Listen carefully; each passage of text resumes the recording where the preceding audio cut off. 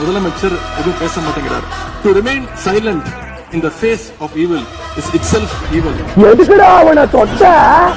அவன் சுடு தண்ணியிலே கைய விடுவான், உன்னை சும்மாவா விடுவான்? மாண்புமிகு எதிர்கட்சி தலைவர் பேசும்போது நிறைய பேசினாங்க. அதுல ஒண்ணு மட்டும் நம்மள இன்டைரக்டா ஈவில் அப்படின்ற அந்த வார்த்தையை யூஸ் பண்ணாங்க. ஈவில்ஸ்னு டெவில்ஸ் பேசக்கூடாது.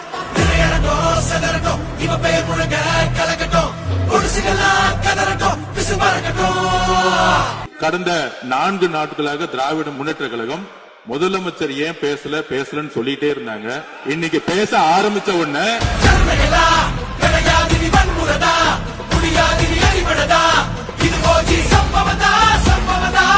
இப்பவும் சொல்றேன், மக்கள் பணத்துல இருந்து ஒரு பைசா கூட தொடமாட்டோம், தொடவும் விடமாட்டோம், தொட்டா விடமாட்டோம், இதுக்கு முன்னாடி தொட்டவங்களையும் விடமாட்டோம்.